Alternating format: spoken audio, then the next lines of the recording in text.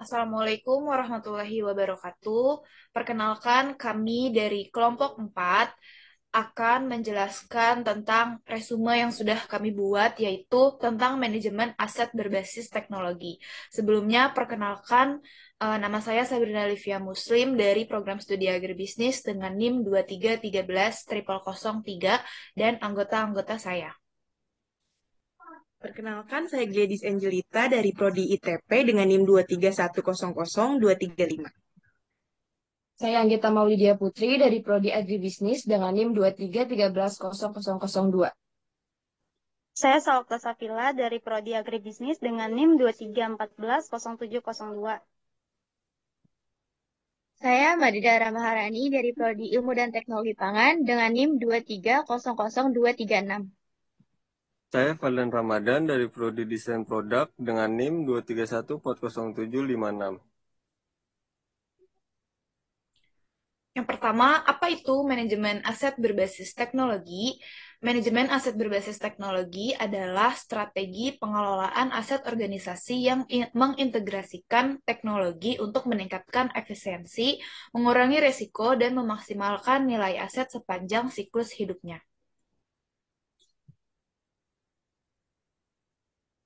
Selanjutnya ada tujuan manajemen aset berbasis teknologi. Yang pertama itu mengoptimalkan pemanfaatan aset, yang kedua meminimalisir risiko kerusakan dan kehilangan, yang ketiga meningkatkan transparansi dan akurasi pencatatan, dan yang terakhir mengurangi biaya operasional dan pemeliharaan. Berikutnya ada siklus hidup aset. Yang pertama ada perencanaan, yaitu menentukan kebutuhan dan strategi pengelolaan aset. Yang kedua pengadaan, yaitu pembelian atau pengadaan aset sesuai kebutuhan. Yang ketiga penggunaan, yaitu operasionalisasi aset dalam aktivitas bisnis. Keempat pemeliharaan, yaitu perawatan berkala untuk memperpanjang umur aset. Yang kelima penghapusan, yaitu penggantian atau pembuangan aset yang sudah tidak layak. Ini ada peran teknologi dalam manajemen aset. Yang pertama, meningkatkan efisiensi operasional. Yang kedua, mempermudah pelacakan dan pemeliharaan. Yang ketiga, mengoptimalkan pengelolaan anggaran. Dan yang terakhir, mendukung pengambilan keputusan berbasis data. Baik, selanjutnya terdapat teknologi yang digunakan dalam manajemen aset. Terdapat 5 teknologi, yaitu yang pertama terdapat barcode atau identifikasi aset dengan pemindaian manual, dan yang kedua ada RFID, pelacakan otomatis, dan Near-Cable. Yang ketiga terdapat GPS dengan menggunakan lokasi aset yang bergerak secara real-time. Yang keempat ada IoT, sensor untuk pemantauan kondisi aset 24 jam per 7. Yang kelima terdapat software manajemen aset, sistem terintegrasi untuk pengelolaan aset. Untuk selanjutnya, terdapat manfaat implementasi teknologi dalam manajemen aset. Terdapat 4 bagian. Yang pertama, meningkatkan akurasi data aset. Yang kedua, mempermudah audit dan pelaporan aset. Yang ketiga, mengurangi risiko kehilangan dan kerusakan. Dan yang terakhir terdapat efisiensi biaya dalam jangka panjang.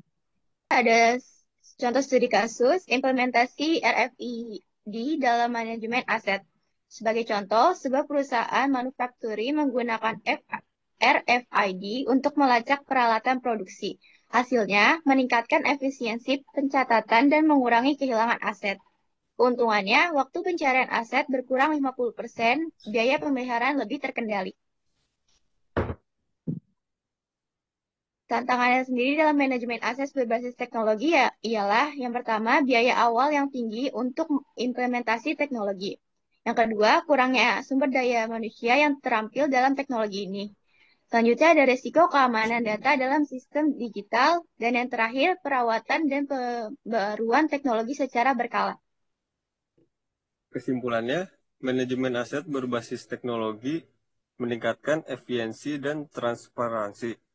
Teknologi seperti RFID, GPS, dan IoT membantu pemantauan aset secara real-time. Implementasi yang baik mengurangi biaya operasional dan meningkatkan daya saing perusahaan.